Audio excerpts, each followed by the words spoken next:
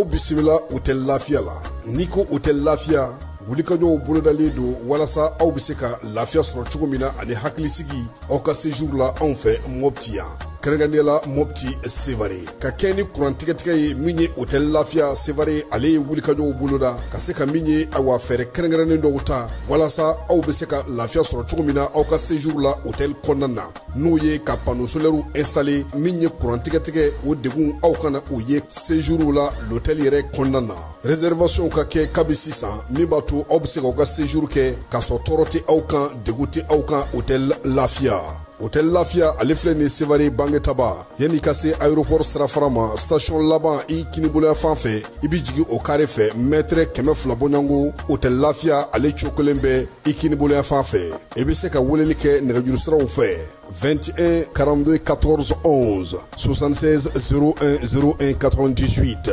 66 78 72 04 hôtel Lafiya référence do.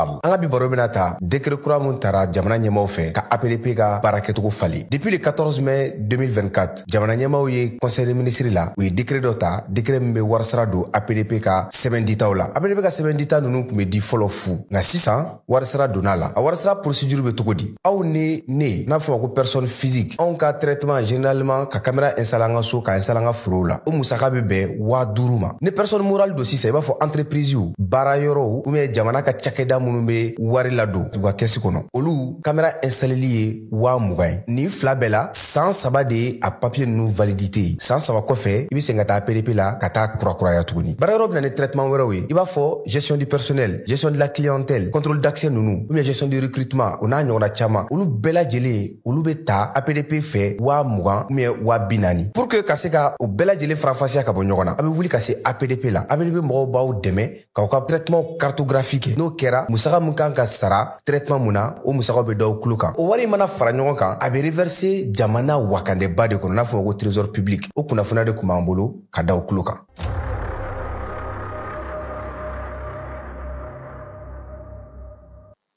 Tap stand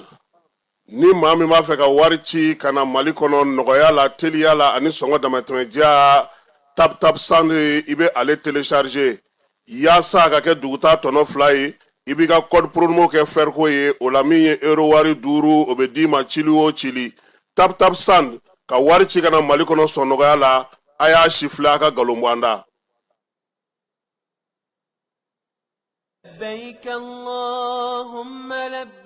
Agence Dunia Travel Service ako abi bonyamasegi foli kɛ ka ɲɛsin a ka sango hiji denw ma aw minnu ye danaya ta ka da kan aw ka hiji labɛn ni a kɛcogo ɲuman na. N'an taara hɛrɛ la ka segin hɛrɛ la dumuniw ka ɲi bɛrɛbɛrɛli ka ɲi n'an mago bɛ diɲɛ fɛn fɛn na u b'a bɛɛ lajɛlen k'an ɲɛ donc an b'u fo k'u barikada. Directeur min tun b'an nɔfɛ n'o ye Amadu Mayiga ye a jɔra a jɔyɔrɔ la ɲɛmɔgɔya ko fɛn fɛn a jɔra a jɔyɔrɔ la ka nisɔndiya mɔgɔw la ka mɔgɔw bɛrɛbɛrɛ ka koto mɔgɔw t'a la mɔgɔw tɛ min dɔn k'a ɲɛ yira mɔgɔw la an y'o baara de sɔrɔ duniya la. Kumu kelen kɔnɔ a ko ka aw bɛɛ lajɛlen ladɔnniya silamɛ minnu bɛ Mali kɔnɔ ani minnu sigiyɔrɔ bɛnnen don diɲɛ jamana wɛrɛw ma k'a fɔ san wɛrɛ o hiji ni o umura o baaraw labɛnw daminɛna ka ban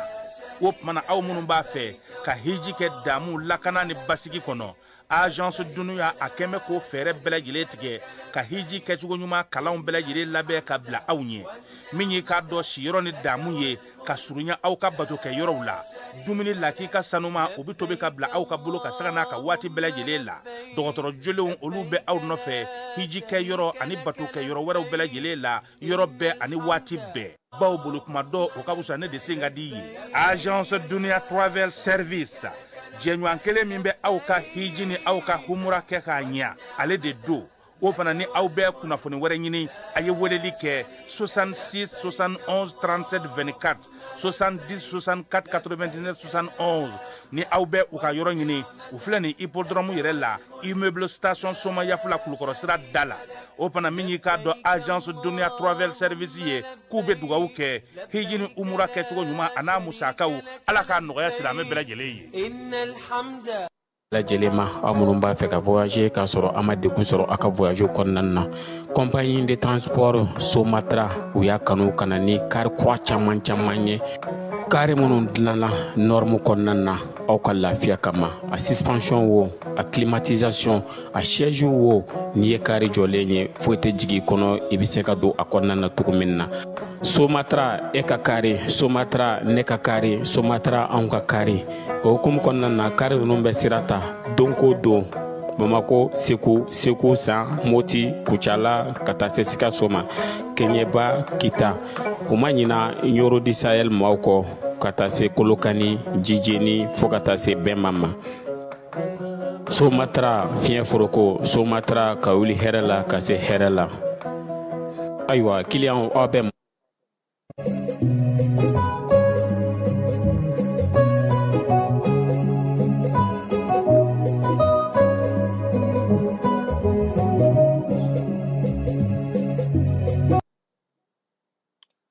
an filɛbaaw ni an lamɛnbaaw aw bɛɛ lajɛlen aw ni ɲanguma bi ye sibiri ye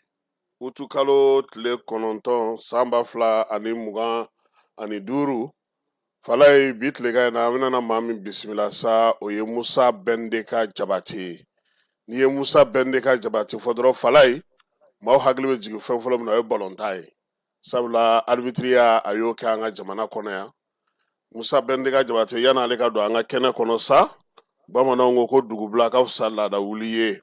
fala ye faleyakaw fɛ yen faleya ko ɲɛmaya bɛ maa min bolo bi mairie la n'o o ye gérant des affaires courantes ye chargé d'expédier les affaires courantes ka ko ɲɛnabɔ yanni mairie ka sigi ale ye sɛbɛn bɔ bi n'o o ye a ka décision ye sa ko k'a yira sa k'a fɔ ko faleya n'a tɛnkuntigi n'a bolomada dugu ni faleya commune bɛɛ lajɛlen kɔnɔna na min ye ka dugukolo feere maa ma i ka taa ndamanda sigi a la ko o kɔnnen do bi wa ko maa o maa n'u y'o waleya in kɛ u b'i bila jamana ɲɛmaaw olu ka bolo kan min ye nin sɛbɛn in ye sa a kan ka lase yɔrɔ bɛɛ lajɛlen na wa a bɛ lawaleyali daminɛ kabini a sɛbɛn don n'o ye utukalo ale tile 8 ye san 2025 chargé d'expédier les affaires courantes de faleya o ye Alaji Keita ye ale yɛrɛ ye sɛbɛn fa siri ka kelen bila ka taa u ka préfet fɛ yen sous-préfet fɛ yen min ye procureur min bɛ Keɲeba o fana y'a ta sɔrɔ brigade min bɛ dɔ ciro ma dugutigiw ka taa se u ka sɛbɛnw marayɔrɔ ma min ye Alaji Keita ye sa ko ka nin fɔ bɛɛ lajɛlen faleya n'a lamini n'a tɛnkundugu n'a bolomadadugu fala ye bɔlɔlɔ sanfɛla halisa a kalaya bɛ dɛ bɔlɔlɔ sanfɛla in ma kɛ ko ye an bolo sa wa magoɲɛ yɔrɔ don baarakɛ yɔrɔ don caman fɔ yɔrɔ don an yɛrɛ terikɛ n'o o ye Milimo ye ale ye dɔnkili dɔ bɔ dɔnkili min bɛ tali kɛ baara mun bɛ an ka jamana kɔnɔ bi fala ye dɔnkili an y'a lamɛn an segira k'a lamɛn ka segin k'a lamɛn an tɛna fɛnba fɔ a kan bi nka an ye min lakɔlɔsi Milimo fili y'a sɔrɔ dɔɔnin parce que n'i ye dɔnkili in ta k'a lajɛ kuma bɛ tali kɛ min na o ye an k'an jija an kana an ka siya dɔ ta ka an bolongɔni ɲɛsin olu ma k'a fɔ ko olu ye bamacɔ ni juguwale kɛbaaw ye sabula bi jamana ɲɛmaaw bɛ wulikajɔ min ni baaraba min yɛrɛ la o ye k'a fɔ an k'a lajɛ maaw kana ɲaraki ka kɛ ɲɔgɔn kan sigi bɛ se ka nɔgɔya cogo min na ale bɔlɔlɔ kelen kan tuguni fala ye an y'a ye k'a fɔ fana min ye dɔnkilidala fila fana ye olu fana bɛ ɲɔgɔn na ye kɛrɛnkɛrɛnnenya la o tɛna kɛ o fana ye dɔnkiliko ta nafanfɛla ye nka ni ala sɔnna a ma lesɔri maaw ye fasiri min ko o la an na da maaw tulo ka sini sabula bi waati tɛ ka an labɔ fala ye bɔlɔlɔ kelen sanfɛla la fana an ye maa fila ye min ye maire kɔrɔ dɔ maire min yɛrɛ nɔ minɛlen don ka sababuya kɛ a ye dugukolo yuruguyurugu kɛ ale ka délégation yɛrɛ cira ani maa wɛrɛ k'olu bɛ taa plainte don Asimi contre la ne y'a fɔ aw ye n'aw ka démocratie ni fasojɔ in ko ninnu kumalama o tɛ taa ɲɔgɔn fɛ fala ye ko dɔw bɛ ɲɛ kuma dɔw la ni jamana ba sigilen don ni an b'an taabolo ɲuman na a yɛrɛ tulo b'a la ko furancɛla fanga an bɛɛ tulo b'a la ko furancɛla fanga ayiwa furancɛla fanga a nana cogo min a ma dogo maa si la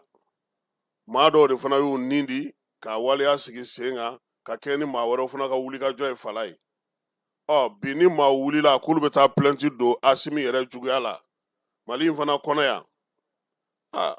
komi a fɔra u yɛrɛ ko k'u ka plainte ma minɛ k'o de la k'u ye kunnafonidi kɛ nka kelen kɔni b'a la Falaye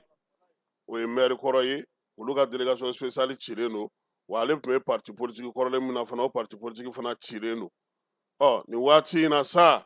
wulikajɔ in kɛkun ye mun ye laɲini jumɛn b'u ka ko kɔnɔ u m'o fɔ u kɔni ko k'u ye maaw ladɔnniya k'a jira k'a fɔ k'olu kɔni ye plainte don ka taa Asimi ale juguya la Joyilakaw Falaye Joyila mara bɛɛ lajɛlen maaw a dugumisɛn fara duguba kan u bɛɛ lajɛlen ko k'u jɔrɔlen don nin waati in na k'a sababu kɛ u yɛrɛ ka fɔ la bamanciwale ni juguwale kɛbaaw kɔni u b'o u ye taa ni ka segin la su ani tile u ka sigidaw olu kɔnɔna na waleya kelen hukumu kɔnɔna na bi bɛɛ lajɛlen b'a dɔn k'a fɔ bamanciwale ni juguwale kɛbaaw u fana ka wulikajɔ bɛ ka se fɛn minnu ma Falaye o ye usines ye a kɔlɔlɔ o bolila min ye Bafulabe Gɔngɔnteri usine maa 200 ko olu ka baara ko ka jɔ Gɔngɔnteri siman bɔra in u ye bataki yɛrɛ ci ka ban Kayi baara bolofara min bɛ yen n'o o ye direction régionale ye k'a fɔ olu ɲɛna k'olu bɛna baara jɔ kalo 3 kɔnɔna na Falaye kɔrɔ ko sara tɛ kɛ baarakɛla ninnu dun y'a jira k'a fɔ olu ni usine ɲɛmaaw tun ma bɛn o kuma kan tiɲɛni min donna usine kun usine tigi b'o de jateminɛ baara ale fana sɔrɔli o bɛna gɛlɛya sabula min ye Segu fana mara la sukaro dilanyɔrɔ usine u taara bi yen fana kan donsow kɔni ye wulikajɔ kɛ min ye wolomasiri tabaw ye olu fana y'u cɛsiri k'u ka baaraw kɛ nka waleya in kɔni a cɛ juguyara kosɛbɛ AES ale jɛkulu minnu bɛ yen n'olu bɛ ɲɔgɔn dɛmɛ baaraw kɛ o minisiriw ka lajɛ ani jamana wɛrɛw olu fana bɛ taa baara la an fɛ yan i n'a fɔ Chad ka se Togo ale ni Mauritanie ma olu faralen don AES jamanaw ka Falaye kunun ko u taara Asimi fɛ yen a y'u bisimila hakilina min b'a fɛ ka o f'u ɲɛna a y'o da u tulo kan Faleyakaw an bɔra k'olu ka kuma fɔ sisan olu ka min bɛ maire jɔyɔrɔ la bi n'o ye gestionnaire des affaires courantes ye ko Ndamanda kɔni ko k'o jɔ pewu nin waati in na dugukolo kana di maa si ma i ka taa fɔ k'i bɛ ndama bɔ ndama baara kɛ Faleya n'a lamini bɛɛ lajɛlen na waleya in ko a kɔnnen don Alaji Keyita ale ye sɛbɛn fa siri ayiwa Falaye sanfiyɛn wulila an ka hakili la yiri kelen bɔ an ka kare kɔnɔ yan dɛ ko pano minnu ma dilan ka ɲɛ k'a bɛ k'olu fana ta han a yɛrɛ maa fa Katikaw fɛ yen ka ban denmisɛnnin dɔ yɔrɔ ne ye fɛn dɔw fɔ pano la ni pano problème fɔlɔ yɛrɛ ye min ye Falaye n'i y'a sigi i fɛ yen n'a sigi cogo ma ɲɛ a bɛ tasuma wuli ka du kɔnɔ mun bɛna n'o nin i b'a dɔn cɛnin ko k'ale ta da ka di an tɛ taa da gɛlɛn nɔfɛ o de kɔlɔlɔ bɛna ni nin ye o pano sigicogo jugu fana fiɲɛ min fɔlen filɛ nin ye a ka fɔ panotigiw ye u k'u hakili to u ka panow la an ka jamana kɔnɔna na yaasa baara min bɛ yen n'o ye nin waati in na jɛkulu min sigilen don ni ale bɛ ka fɛɛrɛw sigi sen kan sanjiko kunbɛli hukumu kɔnɔna na ayiwa Falaye diɲɛlatigɛ bɛ taa de dɛ an bɛ sanji kunbɛla ka fɛɛrɛ ɲini ji kana taa ni maaw ye ni panow fana tilara ka na fiɲɛ minɛ n'an ye i ko tɔliw anw ka dugu la fɔlɔ Falaye o kuma ye dɛ ni fiɲɛ kun wulila Segu wa bɛɛ bɛ don so kɔnɔ parce que tɔlikolow bɛna wuli u b'i kan tigɛ dɛ sisan Bamakɔ ta kɛra panow ye dɛ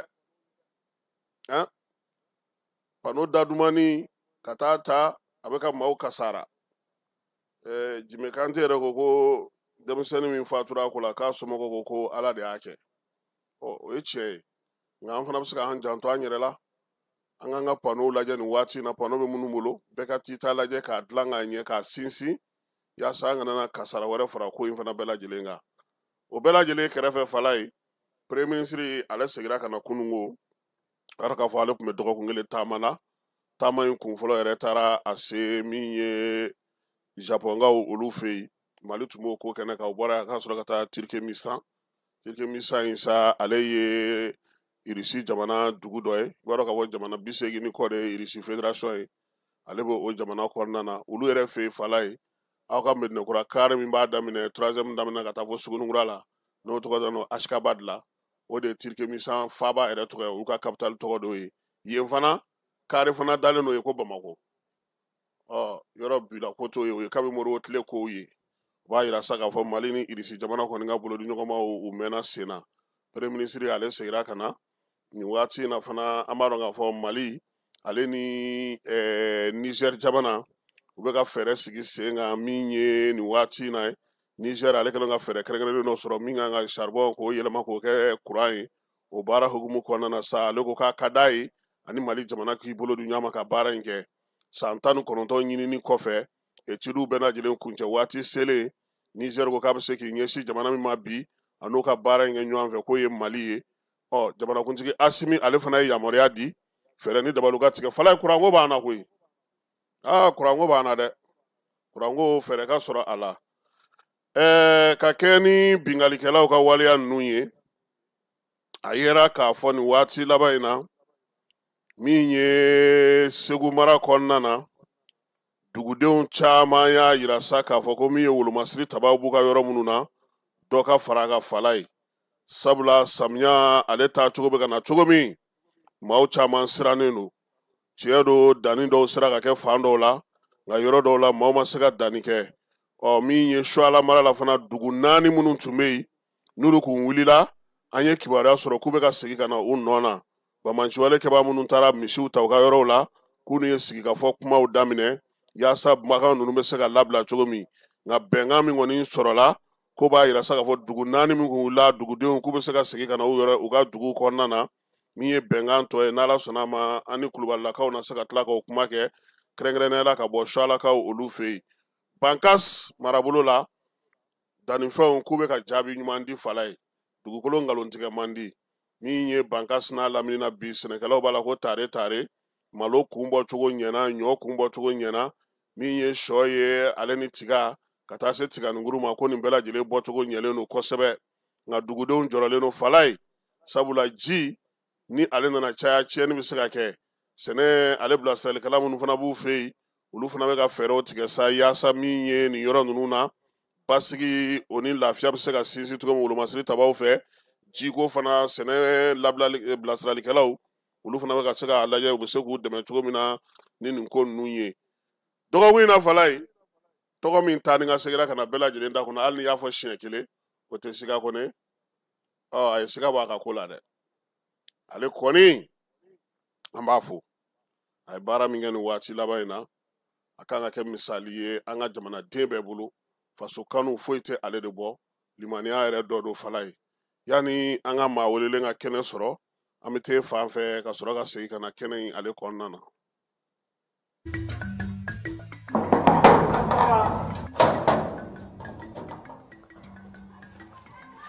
nse somɔgɔw ka kɛnɛ denbaya ka kɛnɛ bisimila an ye mun kɛ ne Masama Kulibali ale ye Abdoulaye n baarakɛ ɲɔgɔn don k'a kɛra di APDP maaw ka brigadier ye ko mun DP APDP a y'a jɔ fɔlɔ n ka n denkɛ wele komi ale bɛ baara kɛ banki la Musa naya dɔw ni polisi fini nalen don ko ADP wa APDP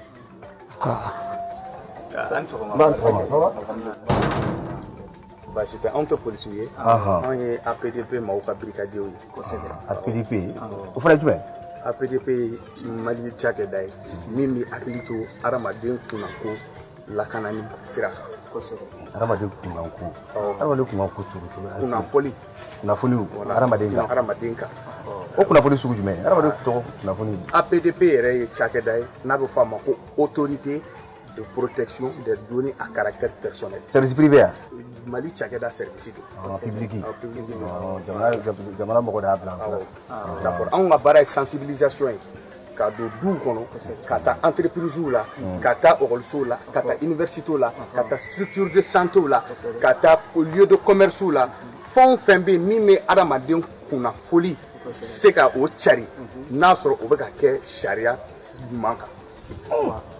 Aw ka baara in fanga ka bon la dɛ. Adamaden tɔgɔla kunnafoni ninnu ka baara kɛ n'o bɛɛ ye tan. Voilà. Donc o de y'a to an bɛ ka wuli ka sensibilisation kɛ ka se ka aw yɛrɛ dɛmɛ sabula n'i ye maa ja ta k'a bila cogo modèle dɔ la n'a ma bɛn a tigi bɛ se k'i convoquer sariya la. Hali ni i den photo ta k'a bila réseau kan o fana b'a la. Aw bɛ téléphone minnu ci la allo karisa allo ni kelen t'a bɔra ka sɔrɔ kelen t'a kalama donc anw ka cakɛda n'o ye APDP anw wulila de pour que ka se ka adamadenw ka kunnafoni lakana cogo min. awani kuma in koni anga so menga so jonta nga so intika kamera sigi ali ka numéro de téléphone ni e ma wore ka numéro de téléphone chari borola sira fo we ka di ma wore ma kasoro a sharia ti bulu ko sebe ibe nyaagi ale yɛrɛ bɛ ka min fɔ ale yɛrɛ bɛ ka min fɔ ka olu ka so bon aw ka so min filɛ aw ka so dɔrɔn t'a la aw ka so min filɛ aw ye caméra min sigi a sharia sɛbɛn b'aw bolo wa ayi ata bolo dɛ ne de ko ko denmisɛnninw bɛna mankan ci ka balo kɛ k'an ka koko nɔgɔ an tɛ sunɔgɔ bolo an ka mobili cira da la an k'a ka caméra kɛ da la an ye caméra sigi an y'a wari bɔ an yɛrɛ kun nka an t'a dɔn ko nin b'a la koyi an bɛ ka kari ko n'a yɛrɛ bɛɛ lajɛ bon ala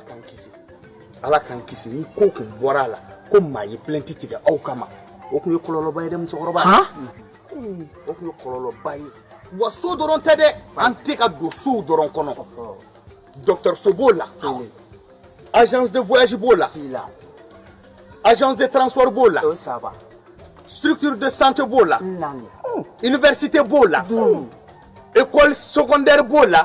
fondamentale b'o la privé b'o la cakɛda o cakɛda pour que données personnelles bɛ se ka garantie cogo min na adamaden kunna ko fɔli ko matarafa restaurant dun dumuni bɛ kɛ yɔrɔ min na o fana b'a la a ye don aw bisimila aw tare wa nin kan ka diya jamanaden bɛɛ kan ka tɛgɛrɛ fɔ nin ye ka chapeau ka garde-à-vous bila aw ye ko APDP autorité de protection des données à caractère personnel. Allah personnel. Wa a ɲininen don aw fɛ fɛnɛ n'aw ye barji ye maa min bolo a b'a sɛgɛsɛgɛ ka ɲɛ a bɛ fɔli de ma ko APDP kase b'a kan voilà k'o ye anw ka olu ka cakɛda ma. N denkɛ. Wa n'aw ma ni fini ye maaw b'a la fini dɔrɔn tɛ fɛnɛ dɛ f'a ka papier minɛ k'a sɛgɛsɛgɛ k'a lajɛ. Nin tɔgɔ ka ɲi ninnu ye fɛn o fɛn fɔ sisan nin bɛɛ ye laada a ye na a ye don so kɔnɔ caméra wɔɔrɔ b'an fɛ yen an ye wɔɔrɔ bila ye wulunin ka yɔrɔ la 2 bɛ yen ani so kɔfɛla la an sigiɲɔgɔn du dɔ bɛ yen an ye 1 da ye walasa olu ka finiw kana se ka to ka bin an ka du kɔnɔna la i y'a ye dɛ.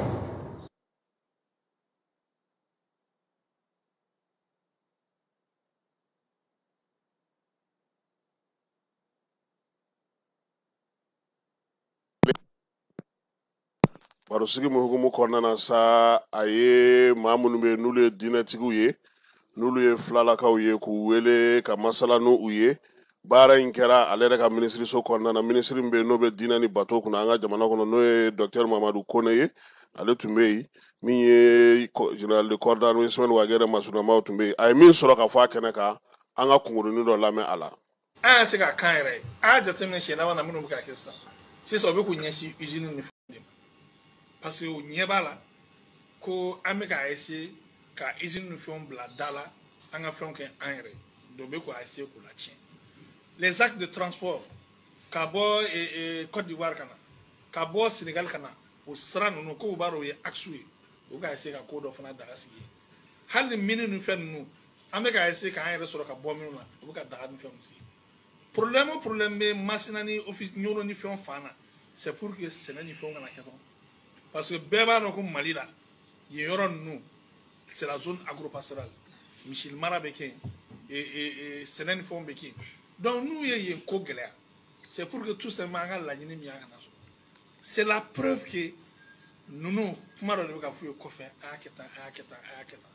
donc u bɛ k'u dogo silamɛya kɔfɛ k'o kɛ alors que silamɛya tɛ o de y'a to ne b'a fɔ mɔgɔw ye n ko an tɛ siya ko kɛlɛ la an bɛ terroriste kɛlɛ de la terroriste n'i y'a ye an ka fara ɲɔgɔn kan an ka kɛlɛ in ma nɔgɔ parce que mɔgɔ tɛ se ka i bolo ɲɛsin mɔgɔ ma k'o ye terroriste mais a b'i dogo mɔgɔw tugu la a b'i don siya dɔw kɔfɛ a b'i dogo fɛn caman kɔfɛ ka tiɲɛni kɛ tiɲɛni barika bɛ bonya n'an y'a jateminɛ garabali ko ni fɛn ninnu filɛ nin ye san joli garabali bɛ Bamakɔ yan état ma deli k'a fɔ ko ka garabali wuli n'i y'a ye état ye décision ta ko ka garabali wuli c'est que u donna garabaliw la de et comme n'i donna garabali kɔnɔ i t'a dɔn nin ye terroriste nin ye terroriste ye pour que mɔgɔ ka lafiya bɛ mun kɛ garabali yɔrɔ ka janya an b'a kɛ cogo min na an b'a kɛ ten état mana décision fɛn fɛn ta c'est que terroriste de y'an bila la o de y'a to an kan ka terroriste kɛlɛ an b'a kɛlɛ cogo jumɛn ni an y'a ye a bɛ terroriste baara la an b'a kɛlɛ pour que i ka terroriste dɔn f'i k'a sɔrɔ a b'a ka masiri la a b'a ka moto kan a ka marifa b'a bolo a bɛ attaque la o wagati de la i b'a dɔn ko terroriste kɛ o la i bɛ se k'i ɲɛsin a ma mais n'a t'o yɔrɔ la i b'a sɔrɔ misigɛnna don i b'a sɔrɔ sɛnɛkɛla don i b'a sɔrɔ a sigilen bɛ yɔrɔ dɔ la ten i b'a fɔ ko population gansan donc soit a bɛ kɛlɛ bolo kan o la i b'a dɔn i b'a kɛlɛ soit a tɛ kɛlɛ bolo kan n'a tɛ kɛlɛ bolo kan a ka ca ala fɛ i kan'a dɔn mais après kɔfɛ a bɛ kɛlɛ bolo ta kɔfɛ maintenant pour que an k'a kɛlɛ mun bɛ kɛlɛ bolo kan i bɛ se k'o kɛlɛ parce que o ye direct ye mun tɛ kɛlɛ bolo kan an bɛ compter minnu b'u dɔn de k'a fɔ an ye ko nin ye terroriste ye an bɛ se k'a laisser ka u minɛ cogo min na ou bien aw yɛrɛ mɔgɔ minnu ka mɔgɔ b'a la an minnu ka mɔgɔw b'a la n b'a fɔ ye karisa masina a ye bɔ nin ko in na a ye bɔ nin ko in na donc o de y'a to an bɛ k'a ɲini mɔgɔw ye u k'an dɛmɛ ka terrorisme kɛlɛ a kɛlɛ ma nɔgɔ ni aw farala an kan nin kɛlɛ la a ka ca ala fɛ an ka sara sɔrɔ an bɛ kuma fɔlɔ min ɲini aw fɛ aw ye diinɛmɔgɔ ye mali ye silamɛ jamana ye a mɛnna komi a sini aw bɛna dɔrɔn k'a bɛ silamɛya fɔ anw ye ne yɛrɛ mɔkɛ ye amudalayi alimami juma misiri fɔlɔ o juma misiri belebele ne mɔkɛ ci yan wage o de kɛra o alimami fɔlɔ ye mɔgɔ bɛ silamɛya fɔ anw ye an ka duba kɔnɔ amudalayi hali sini morukalan bɛ kɛ yen n'i bɛ walaha ɲini bi bamakɔ yan a bɛ anw de ka so mɔgɔ tɛ se ka silamɛya fɔ anw ye donc mali la an mɛnna silamɛya la a mɛnna mɔgɔ tɛ se ka na silamɛya fɔ an ye aw ye diinɛmɔgɔw ye ka bɔ kɔfɛ dɔrɔn ka na ko ni silamɛya o tɛ donc an bɛ mun ɲini aw fɛ aw filaw ka ca terrorisme na mais fila bɛɛ tɛ terroriste ye dɛ fila bɛɛ tɛ terroriste filaw b'a la marakaw b'a la arabuw b'a la tamasɛkuw b'a la senufɔw yɛrɛ olu fana b'a la pourquoi donc ne ka min fɔ n'i y'a dɔn mɔgɔ min ye terroriste ye i b'a kɛ mais armée gouvernement jamana siya kɛlɛ tɛ an ɲɛsinnen tɛ mɔgɔ si ma filaw b'u fɛ yen mali la marakaw b'u fɛ yen mali la dɔgɔnɔw b'u fɛ yen mali la bɛɛ b'i fɛ yen mali la fila caman de bɛ jamana in kɔnɔ u ye ko caman kɛ jamana ye an yɛrɛ sɔrɔdasi kunda chef militaire fila a caman de bɛ yen u bɛ terroriste kɛlɛ la o caman de bɛ yen fila caman bɛ yen u ye poste caman occupé mali in na u bɛ poste la u kɛra ministre ye u kɛra président de l'assemblée ye u kɛra chef baw ye ka tɛmɛ donc fila ko tɛ vraiment fila ko tɛ mais u bɛ ka min fɔ kɔfɛ k'a kɛ comme si jamana bɛ ka filaw faga yan tiɲɛ t'a la dɛ tiɲɛ t'a la an tɛ fila ko kɛlɛ la donc an bɛ min ɲini aw fɛ aw min ye fila diinɛ ɲɛmɔgɔw ye déjà aw k'a ɲɛfɔ diinɛ ye min ye minnu bɛ ka min kɛ diinɛ don wa diinɛ tɛ wa a k'a ɲɛfɔ ka tila k'a f'u ye u bɛ sira min kan ni sira ɲuman tɛ u k'a sira bila vraiment aw b'u dɔn a ye kun fɛ u ka bɔ nin ko in na ensuite a bɛ tila k'a fara an armée kan k'aw kɛ an dɔ ye parce que armée la an bɛɛ bɛ yen k'aw kɛ an dɔ ye an bɛɛ ka kuma kelen fɔ parce que ni mɔgɔ dɔw tora kɛrɛfɛ ka armée kelen to yen a bɛ kɛ comme si armée kelen b'a d'a ma mɔgɔw b'u d'a ma alors que an bɛɛ de kelen donc a ka ca aw ka fara armée kan aw ka fara état kan an ka kuma kelen fɔ a kan anw dɛmɛ baara ala de dɔrɔn de tɛ fili adamaden bɛ fili sɔrɔdasi bɛ fili gouvernement bɛ fili fili bɛ se ka ye baara la ni fili min yɛrɛ baara la an b'o dilan ni fili min yɛrɛ baara la an b'o dilan mais k'a fɔ ko tugu de ye ka nin kɛ o tɛ ni kɛlɛ daminɛna fili bɛ se ka ye kɛlɛ kɔnɔ bavure bɛ se ka ye kɛlɛ kɔnɔ fɛn caman bɛ se ka ye kɛlɛ kɔnɔ n'o kow bɛ yen an b'a dilan ni fili bɛ fɔ a bɛ dilan a bɛ anticiper a bɛ ɲɛfɔ an bɛ taa ɲɛ o bɛ se ka kɛ baara la mais k'a fɔ ko état de sigilen don k'i ɲɛsin siya dɔ ma k'o kɛlɛ walahi o tɛ tiɲɛ o tɛ tiɲɛ bi o tɛ tiɲɛ sini o tɛ tiɲɛ sini ne yɛrɛ min filɛ kuma na ne mamuso n fa ba a tɔgɔ ko Sira Jalo fila don ne mamuso n ba a tɔgɔ ko Sane Jalo fila don donc filacili bɛ ne yɛrɛ la ni ne ma fara filaw kan hali ni ye maraka ye n tɛ bila filaw kan tuguni wa ne ɲɔgɔnna caman donc Mali la an bɛɛ de kelen tiɲɛ yɛrɛ la wele kun tun ye bi nin ye bi minisiri n'a bɛ ɲɛsinnen bɛ diinɛ ma n'ale bɛ diinɛ dɔn ka tɛmɛ ne yɛrɛ kan kosɛbɛ.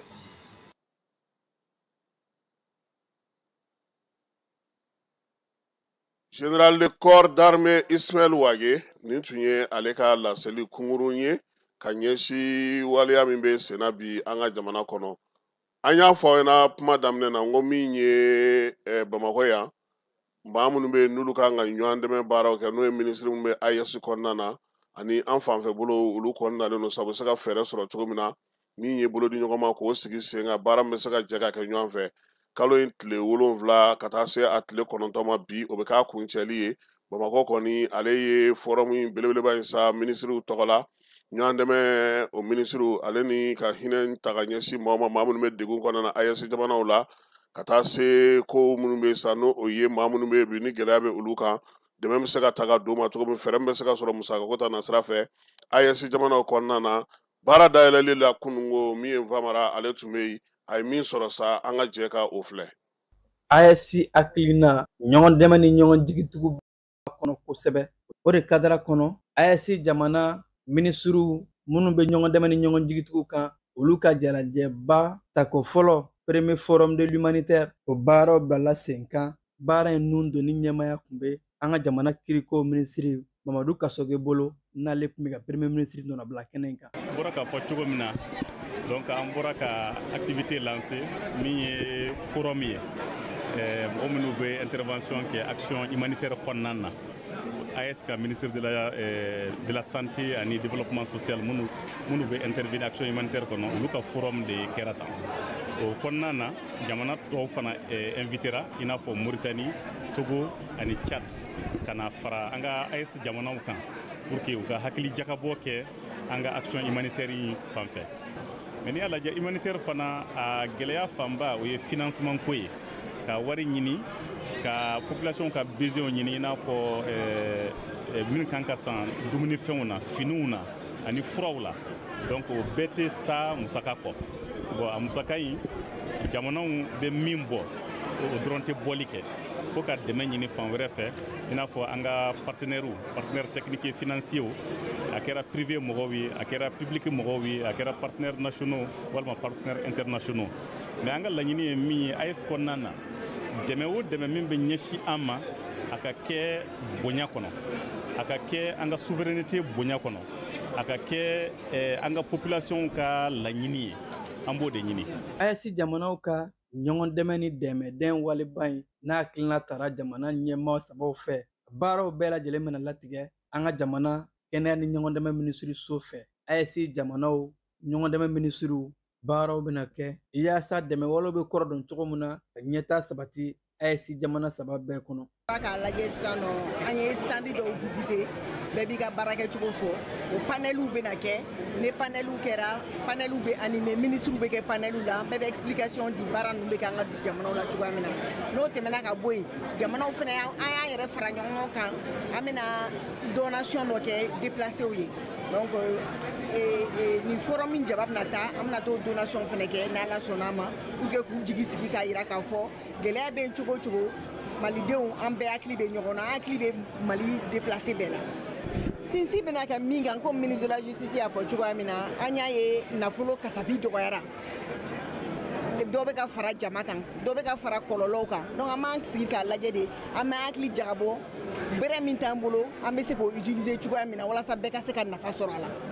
An b'a yira la k'a fɔ nin forum kɛnɛ belebeleba in kan diɲɛ jɛkulu minnu bɛ ɲɔgɔn dɛmɛ ni ɲɔgɔn jigitigiw bɛna kun kan fo ka taa se an dɛmɛbagaw olu bɛɛ lajɛlen ka lasigidenw kun bɛ nin kɛnɛ in kan tile 7 kɔnɔ hakilina falenw bɛna kɛ AES jamanaw kɔnɔ dɛmɛ ni dɛmɛden baaraw bɛ se ka sinsin cogo min k'an fangaw fara ɲɔgɔn kan ka o lawaleya.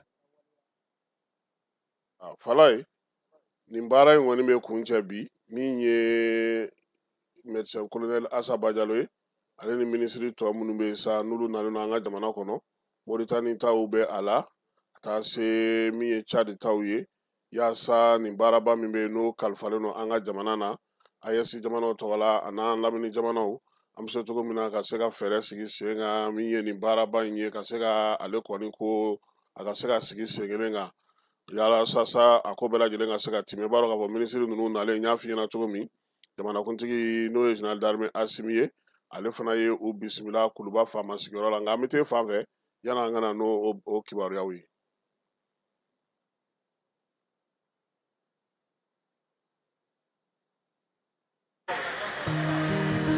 dugukɔnɔna sigida dɔ la bɛɛ b'i ci la nka baara o baara kɔfɛ laɲini dɔ bɛ yen laɲini min bɛ kɔlɔsili walima bololabila ko fɔ Fatu filɛ nin ye a bɛ baara kɛ BTP de la a ye baara kura dɔ boloda k'a sɔrɔ a ma ko fɔ EDM mɔgɔw ye o nana ni mun ye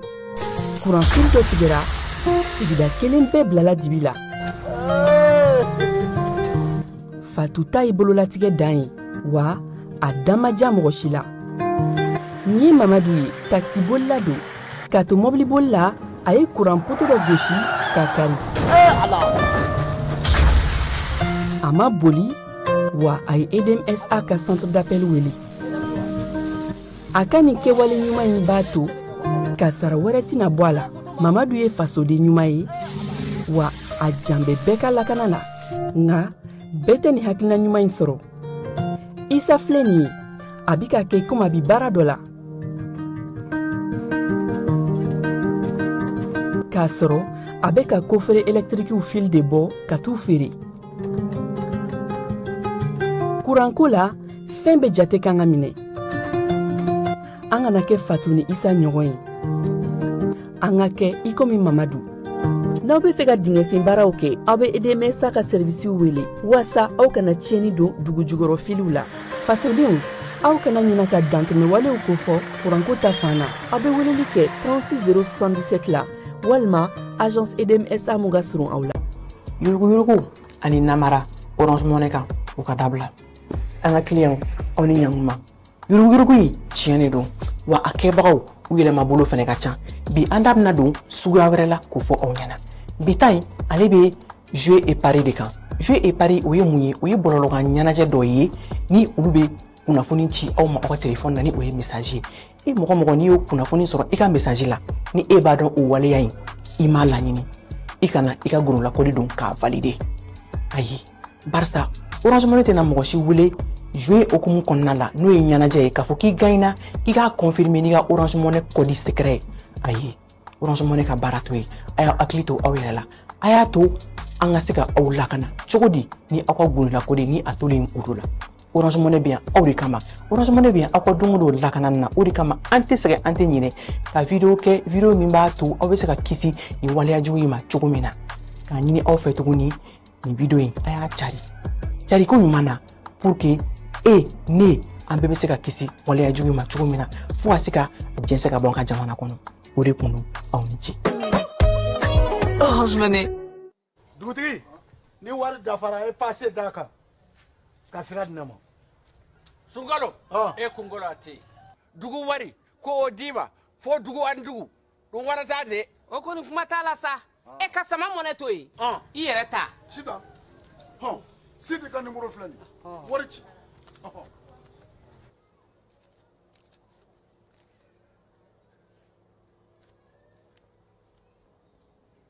wari sera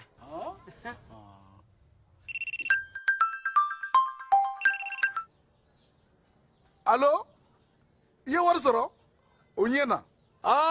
tiɲɛ yɛrɛ la ko ni sama bɛ maa min ɲɛ ko n komi t'i gosi ngonga sama mɔnɛ i yɛrɛ ta a sɔngɔ ka nɔgɔn ni Mali wari ci sira bɛɛ ye dépôt ye fu ye wari bɛ ci fu ni application ye wa bɔsara ye musaka fitinin ye sama mɔnɛ ji ni courant bɛ sara n'a ye crédit bɛ ta n'a ye sanni feere bɛ kɛ n'a ye sama mɔnɛ nin y'anw maliyɛnw ta ye a y'a si filɛ ka nkalon bɔ n da.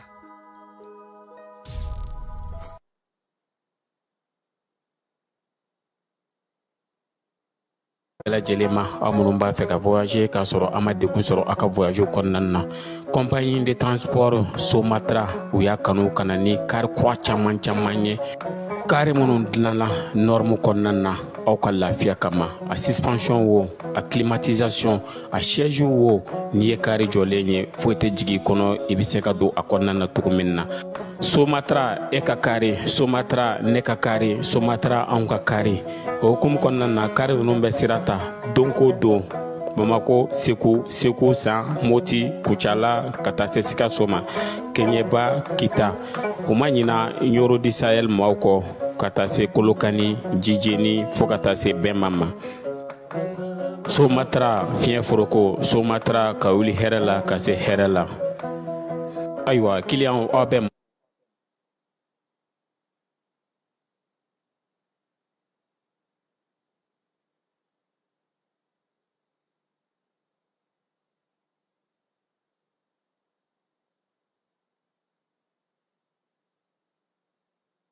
Ale yɛrɛ bɛ ka min fɔ ka olu ka so bon aw ka so min filɛ aw ka so dɔrɔn t'a la aw ka so min filɛ aw ye caméra min sigi a sariya sɛbɛn b'aw bolo wa ayi a t'a bolo dɛ ne de ko ko denmisɛnninw bɛna mankan ci ka balo kɛ k'an ka kogo nɔgɔ an tɛ sunɔgɔ bolo an ka mobili cira da la an k'an ka caméra kɛ da la an ye caméra sigi an y'a wari bɔ an yɛrɛ kun nka an t'a dɔn ko nin b'a la koyi an bɛ ka karikɔnɔ yɛrɛ bɛɛ lajɛ bon ala k'an kisi ni ko kun bɔra a la ko maa ye plainte tigɛ aw kama o kun ye kɔlɔlɔba ye dɛ musokɔrɔba o kun ye kɔlɔlɔba ye wa so dɔrɔn tɛ dɛ an tɛ ka don sow dɔrɔn kɔnɔ dɔgɔtɔrɔso b'o la agence de voyage b'o la agence de transport b'o la structure de santé b'o la université b'o la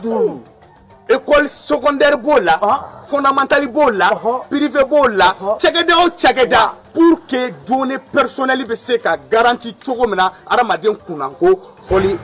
ko matarafa restaurant dun dumuni bɛ kɛ yɔrɔ min na o fana b'a la a ye don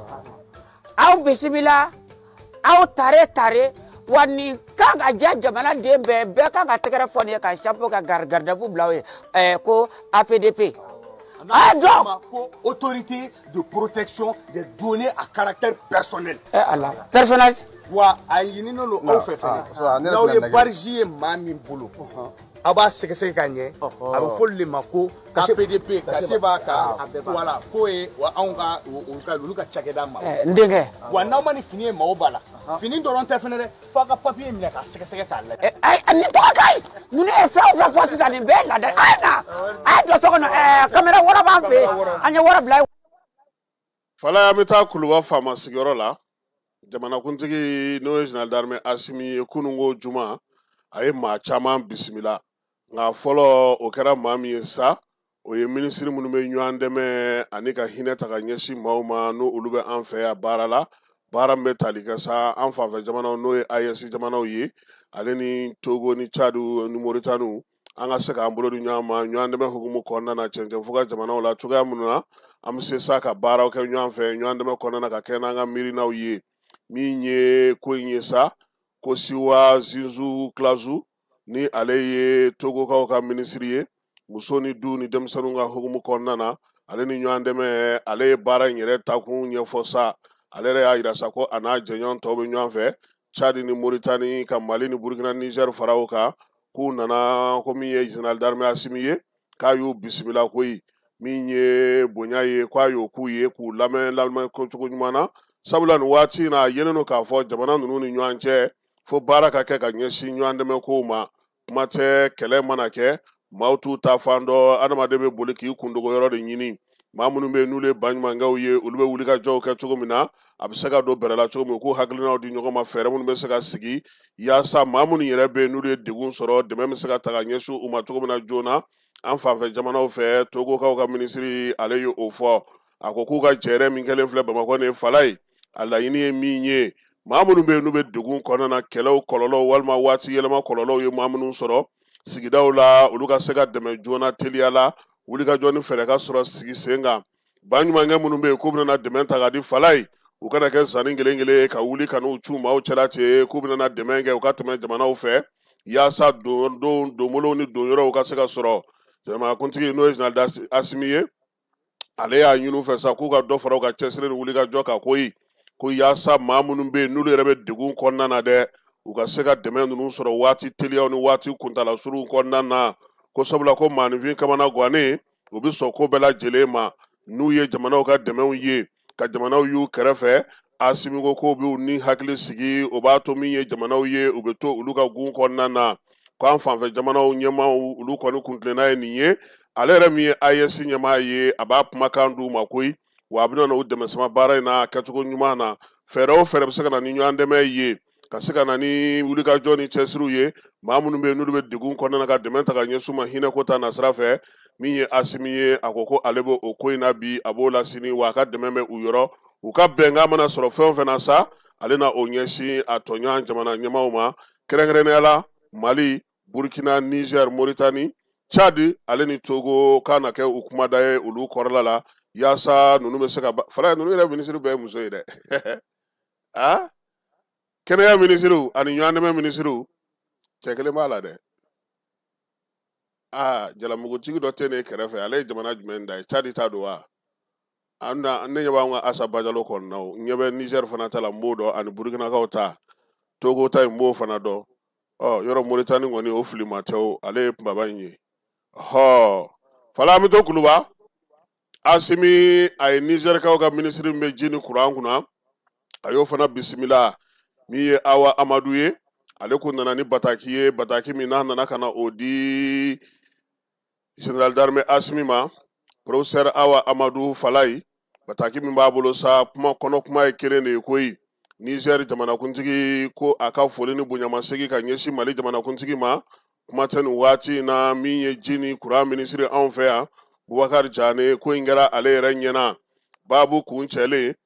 min ye professeur Awa Amadu ye a ko a bɛ foli ni tanuni ta ka ɲɛsin jamanakuntigi Asimi ma baara n'a ta caya o caya k'a sera ka olu lamɛn k'u sigi k'u lamɛn min ye général d'armée Asimi ye a y'a to sa Abdramane Tchani ka bataki min dira ka na a ka o kɔnɔ kumaw ye min ye Mali ni Niger ye u bɛ se k'u bolo di ɲɔgɔn ma cogo min na kuma tɛ dugujukɔrɔfɛn kɔni a pipɔgɔden bɔlen don Nizɛrikaw fɛ yen o de la sa Niger ka fɛɛrɛ ni yɛlɛma yɛlɛmaw hukumu kɔnɔna na yaasa ka se ka baara sigi sen kan ni charbon ye k'o yɛlɛma fala ye k'o kɛ kuran ye a ko k'a ye ɲɛsin Mali ma koyi Mali min bi ni o bɛ gɛlɛya fana kɔnɔna na kuranko la min ye ni muso mafalen ye n'ale bɛ Niger kuranko kunna a ko baara ninnu bɛɛ lajɛlen u y'a sandaranaliw kɛ koyi u y'a lakɔlɔsiliw kɛ u y'a jateminɛw kɛ san 19 o kuncɛli waati la sa Falayi u ye baara in yɛrɛ tɔgɔ da koyi ko salikadama in ale bɛna sigi sen kan min ye charbon ye sa k'ale kɛ sababu ye an fanfɛ jamana bɛɛ lajɛlen maa bɛ sa n'o olu kɔni bɛ kuranko degun kɔnɔna na dɔ bɛ se ka bɔ o la cogo di min ye megawati 5,000 ani 200 ko o de bɛ u bolo a bɛ se ka o de kuran kɔni di o y'a kun fɔlɔ ye ni mɔnɔbɔ nana ye a ko la Falayi dɔ na se ka far'o kan min ye kuran ye a ka labɔli kɛ Niger minisiri y'a yira sa k'a fɔ ko min ye jamanakuntigi Asimi ye k'u yɛrɛ n'a wele a ka taa nin ko in kɛnɛ kan ka t'i ɲɛ d'a kan koyi baara in a nun donni na jamanakuntigi filaw ka ɲɔgɔn sɔrɔ Nizɛrikaw fɛ yen Mali ni Niger olu ka kɛ jamanaw ye mun bɛ nin ko nun don farafinna kɔnɔna na an lamini jamana bɛɛ lajɛlen ko an na bɔ a nu ma a ko fana ko min ye Asimi ye a ko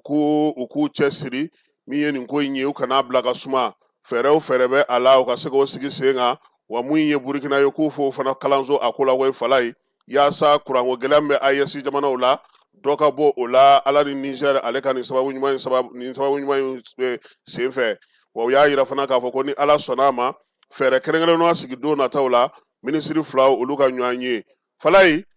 baara in bannen kuluba yɔrɔ min e bɛ maaw dɔn an ka kuran minisiri a ko ne ba e tɛ taa cɛ koyi an bɛ taa kuma de mun ni mun bɛ se ka sigi sen kan a bɛ se ka mun ni mun baara anw jɔyɔrɔ bɛ se ka kɛ mun ye min ye Janekɛ ye a y'o ta k'o kɛ sanzalama directement la Falayi ale jɔrɔlen don ale b'a dɔn ni kuran tɛ ale de tɛ da o donc maaw ale fana ni Niger minisiri olu ta ɲɛmaa filaw an'u ka baarakɛɲɔgɔnw an'u ka maa minnu bɛ kuranko hukumu kɔnɔna na ni fɛɛrɛ min sɔrɔlen filɛ Niger fɛ nin ye a bɛ se ka lawaleya cogo min ale fana taara ka t'o baaraw kɛ Falayi an ye min sɔrɔ nin taama in na ale ni kuluba baara la o de ye nin ye yanni an ka maa welele ale ka se an ka kɛnɛ kɔnɔ yan.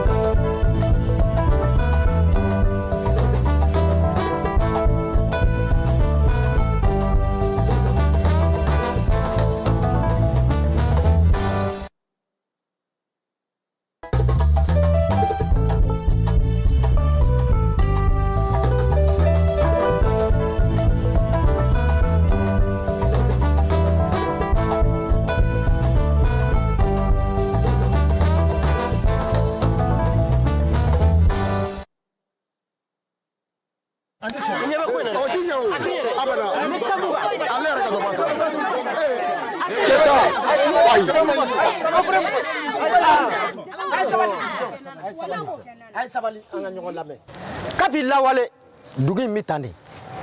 gɛlɛya kuma na cogo cogo an bɛ jɛ ni k'a kɛlɛ ɲɔgɔn fɛ an bɛ don min na ko bi dɛmɛba foyi de kan anw na tuguni dugu in na o de y'a to an bɛ jɛ ka nin ko in kɛ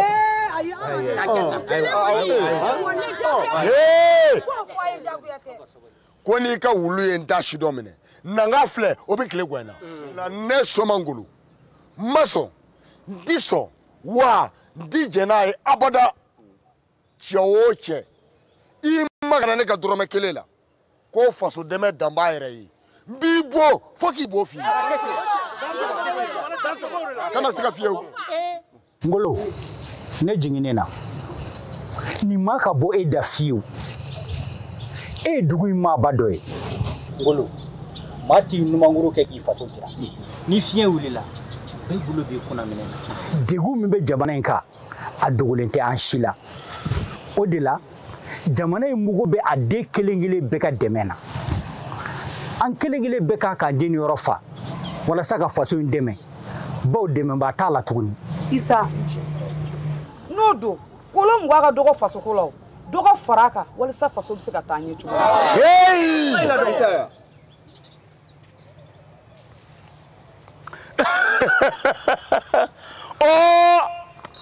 An y'an ka yɛrɛma hɔrɔnya ta o diyara aw ye o an danbe seginna an ma o diyara aw ye an kan hɔrɔnyana o diyara aw ye ko ka dɔɔnin dɔɔnin dɔrɔn bɔ ka jamana dɛmɛ o de kuma cayara di sɔnɛ ni sɔnɛ n'a ka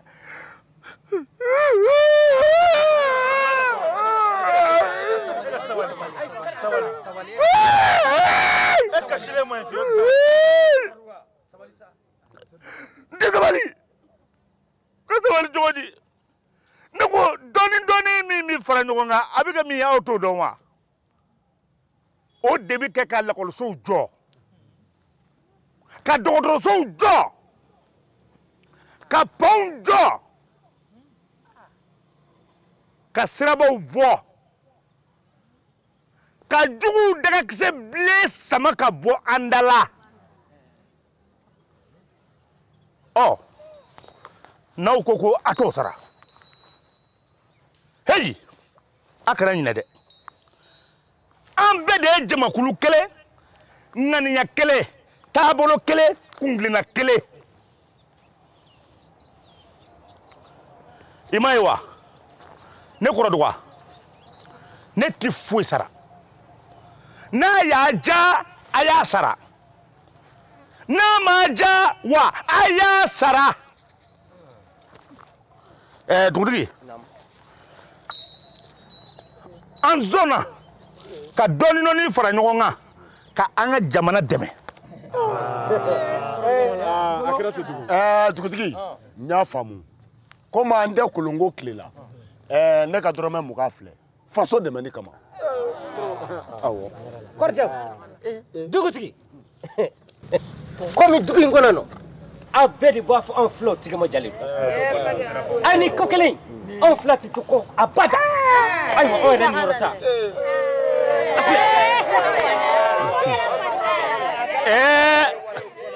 n'a ma ɲɛ ko a kɛra ten an bɛɛ sɔnna ka dɔɔnin bɔ k'an faso dɛmɛ